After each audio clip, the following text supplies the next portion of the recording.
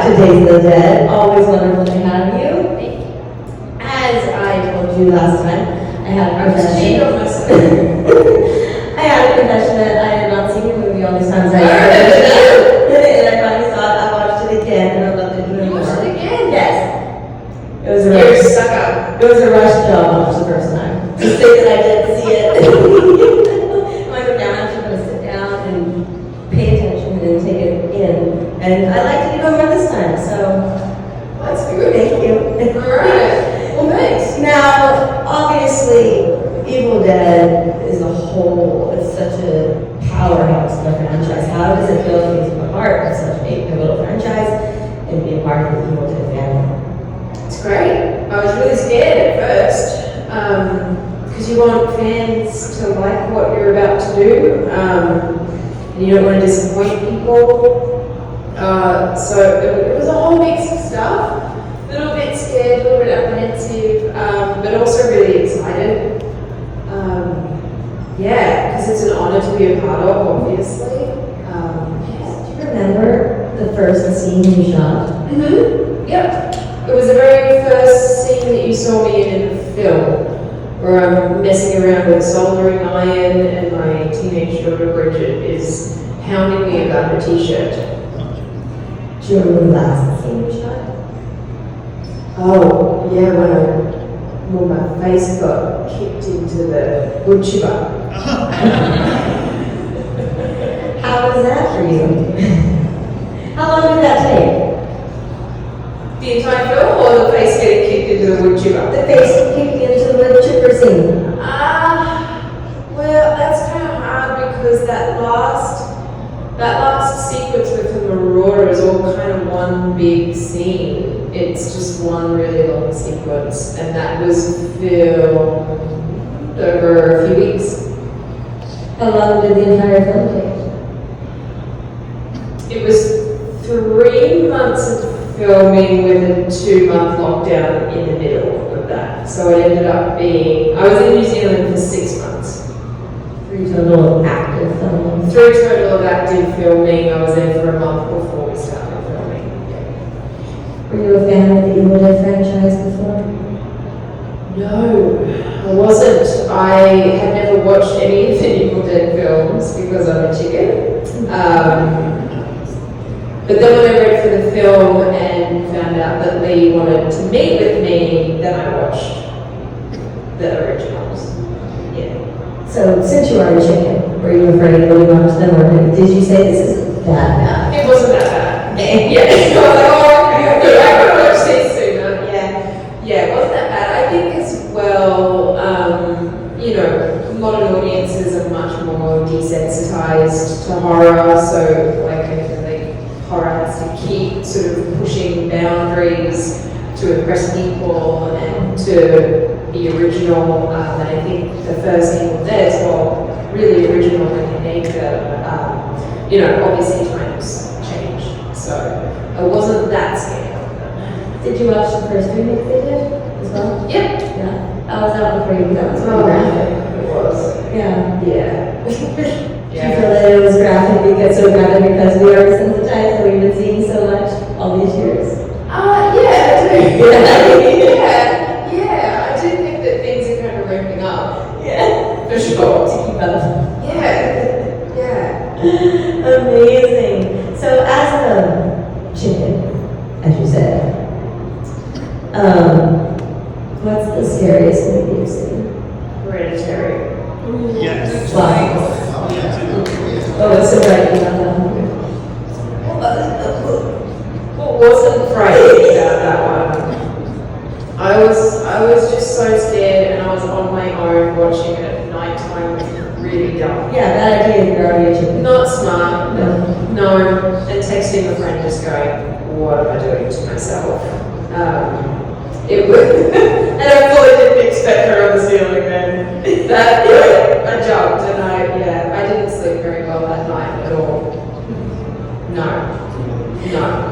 I literally kind of turned my face or cover things so I can't to try to soften the blow.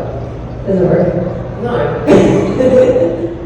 Now that we had some scary talk, Do we have any audience questions? Which scene was the most difficult to execute and why? That last sequence with the marauder, for sure. Yeah, that was very, very complicated. We shot it lots of different ways, and then we had this 2-month lockdown, and we started filming that sequence. We actually, the entire film we did in chronological order, which is unusual, and we're very lucky that we got to do it that way. But we had done a few days of that sequence, and there was a huge COVID outbreak in New Zealand, and we had to shut down for 2 months and come back. But then once we were back, we had to be socially distanced. So everything was just really complicated, and all of a sudden I couldn't have Bridget and Danny next to me on set, and we all kind of had to film separately for them to stitch together in post. Yeah, and so we all kind of had to do our parts like on our own, and what you don't realize sometimes with film, so they put together a whole call sheet, and they'll plan to shoot Danny from 9 a.m. to 11 a.m. And so they'll call me to come and start my makeup to coincide with when Danny Rapp's doing the scene. And so then I get onto set and I've got no idea what he did, because I wasn't there and he wasn't beside me. And so then you have to try to fit in, because you know that's how it was. We're all meant to be in this at the same moment and in the same morphed spidery character. So that really complicated things then. I would have never thought that watching that scene. Yeah, and I don't know what's what. it was all such a blur, and then watching it on screen, you're not really aware of like, what were we doing at that point? Were we together? Were we not together? I've got no idea. Yeah. Can we see the smile? Oh, why do people do this to me? No. Why? Please, please, please.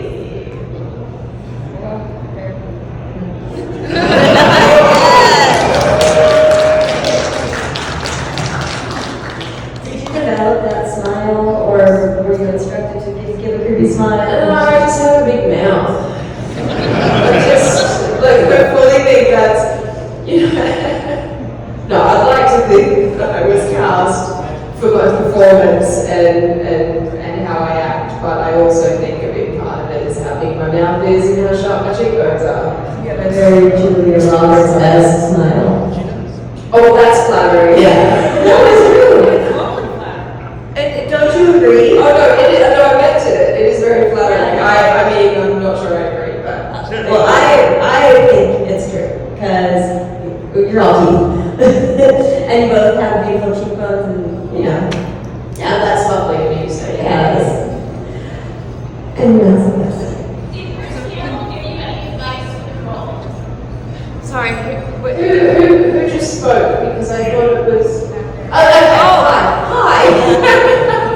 We had a little confusing moment there, and then a voice came from where I wasn't expecting it. Okay, did Bruce Campbell give you any advice for the role? No, I didn't get to speak to Bruce until the premiere at South by Southwest, because Bruce and Sam, we filmed in New Zealand during the pandemic, and they were not necessary to be in the country. They could watch all of the dailies remotely and weigh in and speak to Lee. Everything can be done virtually and online now. And New Zealand was incredibly strict with who they were letting into the country at the time. I was lucky that I got to be there. There was a cast member that didn't make it into the film because they couldn't get her into the country, and they had to recast the role. So it was, really strange times, this stuff. So I did get to speak to both Bruce and Sam and hang out with them at South by Southwest for the meeting. That kind of situation happened a lot. I was a part of a movie that me and my friend were supposed to be in, and we were filming in summer of 2021. My friend is Irish in Ireland, and she was supposed to have a much bigger part than I was. I was just a featured extra, and she couldn't get into the country to get here into America to film. Yeah. So I benefited and got the role. Oh, yes, I got the role. And I'm like, but I called her like, is this okay? That's sweet. Because I'm like, she goes, no, well. Exactly. But I felt like terrible. I felt, even though I didn't have any control over it, like, Yeah. I took her role, and I just didn't want to. Yeah, but I mean, I prefer my role going to a friend, but I like your, First of all, I want to say everybody gets really nervous when there's remakes or something redone in a franchise. Bow down to you because it was absolutely amazing, and I think everybody's in here because of that. Being someone who I guess wasn't really a fan of horror genre, what is it like for you? What was it like for you playing someone so evil, so maniacal, but also have like very comedic parts in your role as well? What was that like? How did you get into that mindset? I thoroughly enjoyed it. I'm not an actor that takes my work home with me. I leave it on set, and to me, it's like, I don't want to say I don't take it seriously, because I do take my job very seriously. I work very hard. But in a character like that, it's like it's not real. So you know that what I'm doing is just, it's so out there that the only option for me is to enjoy it as much as I can. And I also felt like Ellie had Deadeye Ellie. For someone to be like that and to do those things, it has to come from such a rageful place. And so I just tapped into all my feminine rage, man, and I just let it fly. And I was like, "Rah!" And it was really fun. Yeah. What was your most challenging or daunting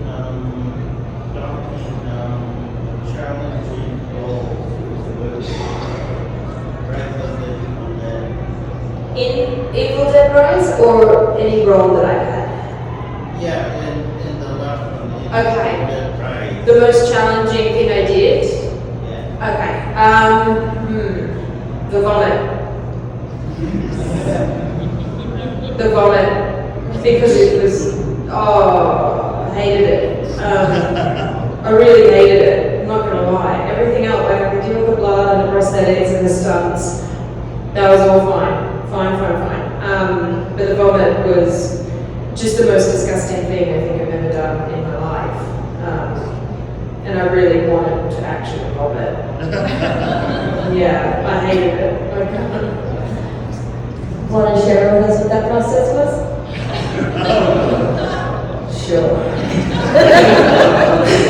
Just make me relive it.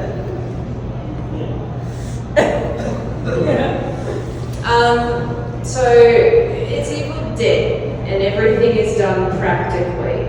So what you saw on screen actually happened.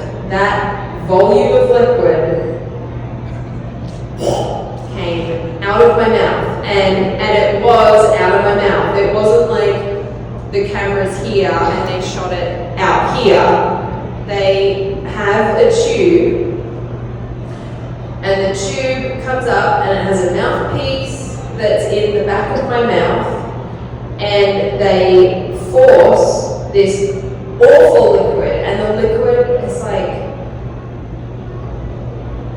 it's like having buckets full of somebody else's saliva in your mouth. That's the best way I can describe it. And it is throttled up that tube, and it bounces off the mouthpiece and then just goes out of your mouth.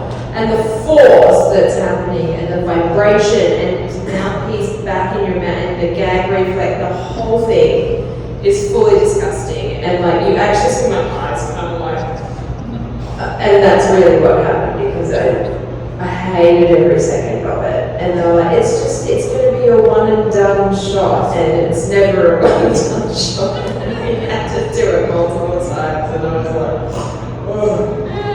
That was the most challenging, for sure. I just wanted to get off set that day, which doesn't happen very often. So, do you have a favorite scene, and what about a favorite line?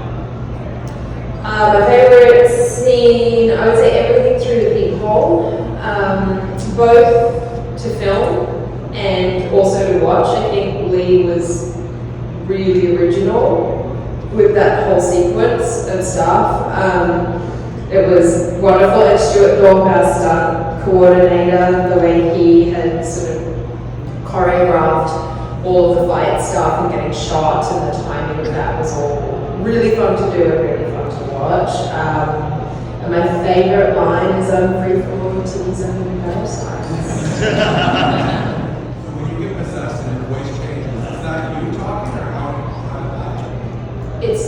It's a lot of layers of me talking, and then I think it's also a little bit digitally manipulated. They had me in the sound booth. I can't remember how many days I did now in the sound booth. But all of Deadite Ellie's dialogue, I did a whole range of stuff from like whispering like a little girl all the way through like full Cookie Monster. So, and then they took all of those different things and kind of layered them all together. And yeah, Peter Albertson, who did our sound, was so wonderful. And we had a lot of fun in the sound booth. Yeah, it was cool. Were you able to do the house at Halloween Burning? Yes, I was able to go, yeah. Did you contribute any additional voice add-ons for that? No, I got to go and enjoy it. Once it was all done and they were, I got to take some friends and just enjoy it. Yeah, I didn't contribute. I didn't need to. I mean, it was so fun. No, it's a wild experience to see all these people with your face on their face jumping out and staring at you. It's really weird, but really cool. So that's the self-professed chicken that you said you were. How was that? Because, I love my scary movies, but when I go to horror nights, I scream like a little bitch. I was so nervous. It's true. I was really nervous. I don't like being scared. I think I've been sent a run through of it. I think maybe our exec producer sent me a run through of it, so I kind of knew the layout of it. But I also went to the Last of Us maze. We went through a few of them. That one scared me. Someone got me real good right at the end of it. I thought we were done. And now the maze, and there was like one extra scare that really got me good. Yeah. I went to the horror nights in Orlando last year, and I had not been to horror nights since I left California, so it's been like 17 years, right? Yes, and I'm pretty good at the houses. I go in like, okay, but keep an eye out for people jumping out for me. We're good, and I Can't be in the front or the back. You got to go with enough people and be in the middle. right, but they don't jump out everyone either, so they know how to time it so they don't get everyone, so you don't see them coming. But I'm always like, but there was one, and I don't remember which house it was in, and got me so good. I shrieked, I screamed, and then I did one of these. And then I laughed, and the person behind me was losing her shit. I'm like, right? When I'm actually legit scared, I don't scream. I found this out. I make a really weird noise. I think we've had this conversation before. Really? Yeah, in India, I think. We were talking about, fight fun. Right. But, when someone's jumping out at me, I will scream. Whether it's a real situation or it's a fake house, right? If someone grabs me or jumps at me, I scream, and I might hit you, and that's your fault, Oh yeah, I'm like, hey, that's an interesting tidbit for you all. At the beginning of the film, when Beth scares me and I hit her, it was my idea to hit her. Yes! I was like, that's what I'm saying! Some people think it's a fun idea to come up and grab you from behind, and I just... I've got a reflex like that too. Yeah, I throw my elbow back so fast and so far, and I'm like, that is your fault, dude. Yeah. Anyway, but when it's, I don't know, when I am frightened, maybe I got chased by a dog once, I was like, and my voice just caught in my, and I love dogs, I still love dogs, right? But this was a mean dog, just on the street, like a very mean dog. and it bit me. I was like, I couldn't do anything. My voice caught in my throat like yours did. It did not. I don't know. It's like I'm 16. You know, I was not a kid. It didn't affect my love for dogs. That's good. You know, and I don't know why it wanted to bite me. It was obviously very frightened, right? And it was on the street. But my reaction in the Hurt situation. dogs hurt people. Right, it's sad. I love animals, but my reaction, I realized then is I don't run. I just catch my I can't do anything. You know, you can talk or scream. Yeah. Unless you grab me and scream. Yeah. It's weird. Yeah, it is. It's strange. Yeah. So Yeah, it is. yeah. And when I have to make a scream, like for a horror movie or something, I have a hard time getting the scream out. Really? Yes, it's weird. I don't know. Yeah, I need to work on my screaming apparently. Yeah, I think they didn't really have to do that. Yeah, everyone is screaming because of them. We're making the screams out. Yeah. Yes. Yeah. Anyway, horror nights is great. That house is awesome. Thank you. Well, I mean, I had nothing to do with it, really. Did you go into any of the other houses in the horror nights? I did. Yeah, we went You're to very Once we did Evil Dead, I was like, okay, all right, I think I can handle this. And we went on some rides. Yeah, it's a good time. I've never been before, and I didn't know that it's actually like the park is still open and you can be on rides and all of that at the same time. We had a blast. It was great. Did you do Florida or LA? Okay, yeah, I did Florida. Yeah. Yeah. It was the best. I was like, oh, this was good. Yeah. I haven't been for so long. This is so nice. It's fun. I have to make sure I do this more often. Make a trip and do this more. Yeah, I found that, do they do the same thing in Orlando as they do in LA with like all of the different scare actors just are in the park as well? Yeah, like they're roaming in some Yes. random characters. Yes. Chasing with chainsaws and stuff. I think Yes. I was more scared by some of them because you're just trying to walk through the park and you're not like in the situation where you know you're jumping out at you. We're going to stop talking about this, I'm already getting Yeah, I know. Yeah. Okay. You. So I'm just curious, was there anything that we didn't get to see in the movie or that you, like was in the script that got cut that you really wish that was still in there? Oh yeah. Yeah. Yeah, the EDD. What that was? Yeah. I had some takes where I flipped the bird. I went Edie, meaning. Yeah, I did that. It is on social media.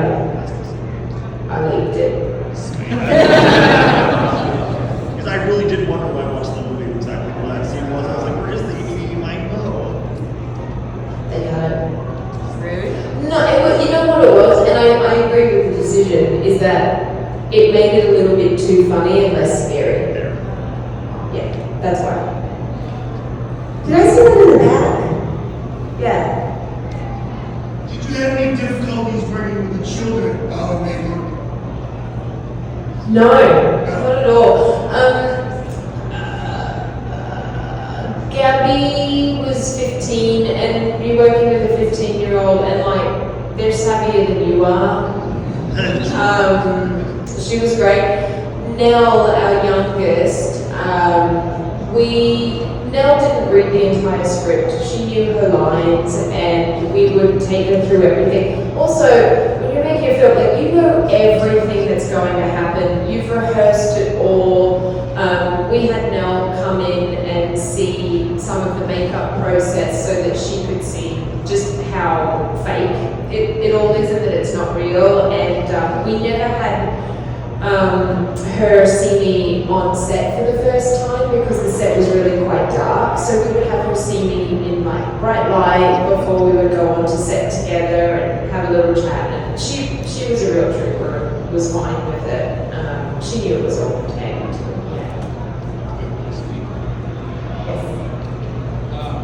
For not being a horror fan and after being in such an iconic movie and having a great time and doing a great job, is this potentially now opening you up to wanting to make more movies in the horror genre? Sure, but maybe a little bit further off in the future. I want to be a bit careful if I go and do another horror straight away. I'm just a horror actress. I'm pretty adamant that the next thing I do is not horror, so that I can, you know, have a longer career and not just be bored of in one genre. And also because I want to do as many genres as I can. I'm definitely open to the genre in the future. I just, from a career perspective, I'd love to do something pretty different next. What was your reaction when you saw yourself in all that makeup for the first time? I know you probably saw the process, but like, what's it called? Yeah, it's hard to answer that because you are watching the entire process, so there's no kind of like reveal for me. And we did a lot of makeup tests as well, and that's all a blur, and I can't quite remember. What about the rest of the cast when they saw you? Well, I don't know, we obviously saw you getting It was more the crew, because I kind of forget, you know that you're made up to look like a monster, but you do kind of forget, and so you walk in to have breakfast with the crew, and you don't think about it, and you're in the line with everyone else, and you just got people going, yeah. Or like you go to the bathroom and you forget you're wearing it, and you look in the mirror and you're like, crap. Little bit, yeah, that can happen, for sure. You look up and you're like, oh right, yeah, that's on my face, yeah. How much would you say the makeup and costume process helps you develop your character? Or do you pretty much go in beforehand with it already worked out? It depends on the role. Yeah, it depends on the role. With Ellie, I don't,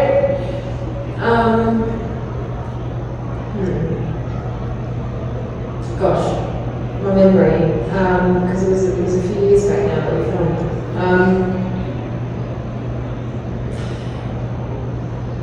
I wouldn't say Ellie's costume contributed to my character, but in other roles the costume has.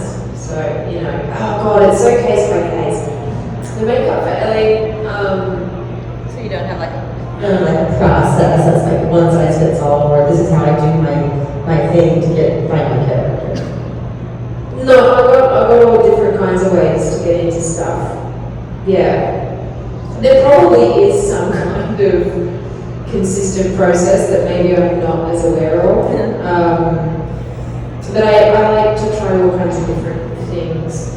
Sometimes there might be something in a backstory of a character that I really kind of connect to, and that's the scene that sort of starts a character. Sometimes it's an accent and a dialect that makes you sit differently or stand differently and gives you different posture.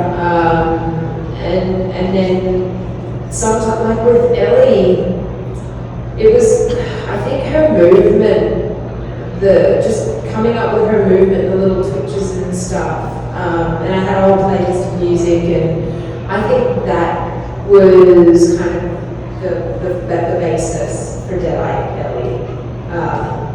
And then I kind of just let it go and trust myself and see what happens. Yeah. Thank you. Thanks. I'll change it up from horror a little bit. I'm a cringe fan. Yeah. When did you realize that your character was going to be somebody that was not liked in the series? The acting was great, and I loved to hate your character, but did you know reading the script that it was going to be that way? No, I didn't. No, I didn't. No, from where I stood, we were pagans, and women are not responsible for men's behaviour. So no, I didn't think that she would be hated the way. I mean, look, you can't really know how an entire fandom is responding to you. I figured out real quick that I wasn't going to read any comments once the character was introduced, because I was very excited. It was my first series regular. And my character, I like looked at social media and there was a picture, and the comments that were underneath that picture were really pretty cruel. And I had no idea that that was coming for me. Didn't think about it because, as I said, we were pagans.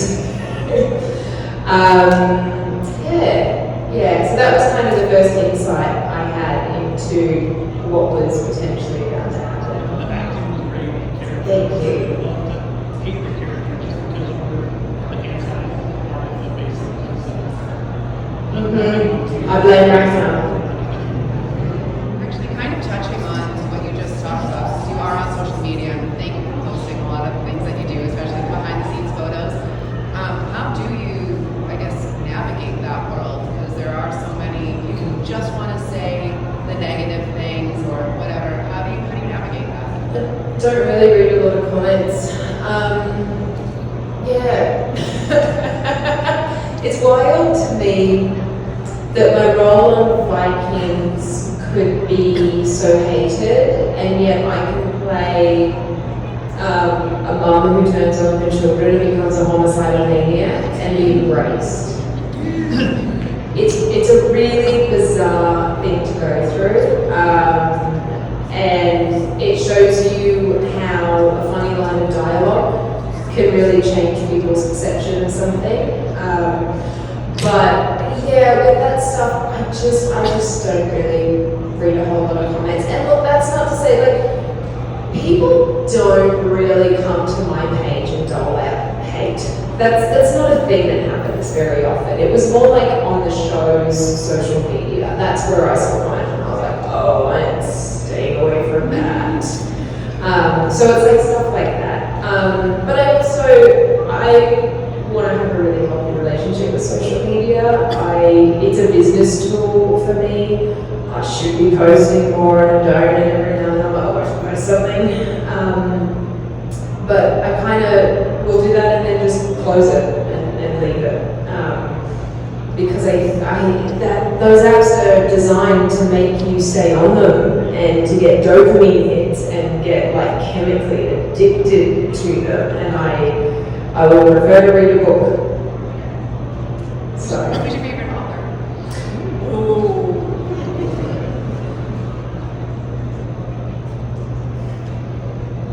That's a tough one. I just finished David Copperfield and I adored it. I loved every second of it. Yeah, it was beautiful. It was gorgeous. So I'll say that because it's top of mind. Yeah.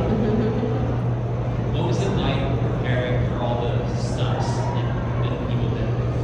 Crazy stuff. Really fun. So much fun.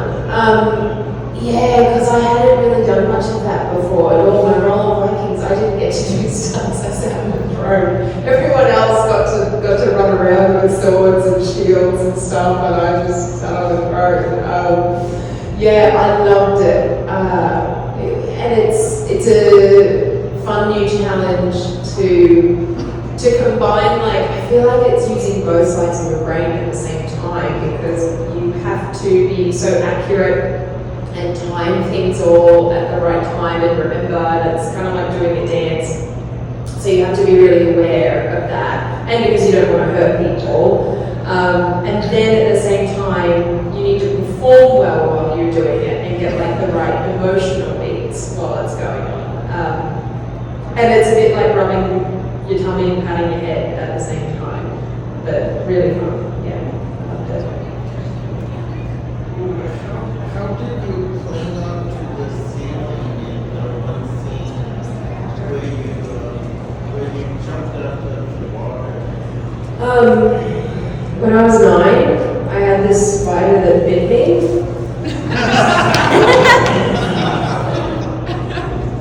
No, but it's Jokes. I was in a harness. The harness had me suspended, and that took all of my weight. Now, it wasn't easy because I had to look like I was stuck. Yeah, it was tough. It wasn't an easy thing because like keeping my hands and stuff like connected to the walls was tough. But I was in a harness. In the back, or middle rather, black hat. Hey. I just want to say, yeah, I'm piggybacking on the Vikings. Loved it. And I'm sure you hear this all the time, but if people like really like dislike the character, basically you're doing your job. And Oh, I know that. I'm well aware of that. But I think to expand upon what I said, I became very aware of how society loves to blame women. And a lot of the comments were based upon how I looked. They were very lean, and that was really kind of like, wow, okay. I'm gonna stay with my person. another part of my question was, is Travis, is he the practical Joker? He seems like he would be behind. Yes. Yes, I did not have a passcode on my phone when I joined Vikings.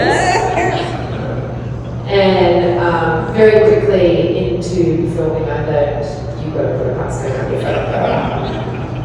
Yeah. Yeah, I think they called my agent one day. But someone had taken my phone and they were in the midst of calling my agent, and I was just like, how did you what the no, give me yeah. Do you know when you were going to see? No, I intercepted it, thankfully. But then a passcode got put on my phone real quick. Right there. What was it like working with Lee Cronin? I mean, like, he is such a visionary. I loved the hole in the ground, especially. So I was really excited to see what you did with Evil Dead. What was it like? It was fantastic. It was unbelievable. I think he's a creative genius. And we seem to be on the same page with kind of how our taste and how we wanted things to go. I loved it. I thought he was wonderful to collaborate with. There were things that he came up with and contributed that were incredible. And he's really meticulous, and I love that, because that means I can trust him. He's not going to say, okay, we got it, moving on, if he's not totally sure that he got it. So, yeah, he's great. I really am, because I'm pretty meticulous myself. Doing more genres than you really focus in, would be the next genre you want to get into? Like if you were offered it, or that you really want to be in first?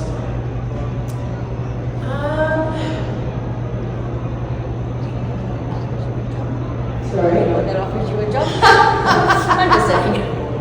It's typically the way you go. Who wants to give me a job? Take it. That's a non-horror. Yeah, right? Yeah, I want health insurance. Yes. Ooh, I don't have one that I'm going to do next. No, because I want to try everything. So one doesn't really take priority over another. It depends on the creatives. It depends on the script and the character. Yeah. Sometimes it will depend on where it's filming. and you're kind of like, do I want to go there for 6 months of my life? Depends. Piggyback on him, though, I always like asking this question. If you could be in any movie franchise, like you could pick one, what would you like to see yourself in? Bond. Oh, yeah. I would love to be a Bond villain. A Bond villain. Yeah. Yes. Not a Bond girl, a Bond villain. No, a Bond villain. Yeah. I saw that shooter back there. Yeah, it was between 4 and 6 hours, depending on where we're at in the script. Yeah. I had some early wake ups. And real quick. So when you're on a set like this and everything is practical, and now, there's so much with CGI and AI, do you have any thoughts on that? Because it's so rare nowadays to have a set that is using practicals versus CGI or AI. Do I have any thought?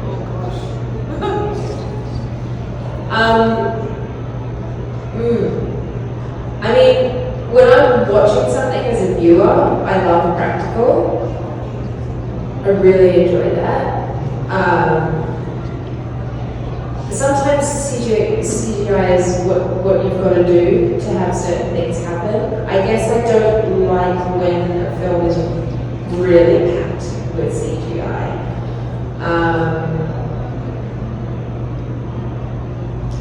I'm not sure what my thoughts are yet on AI.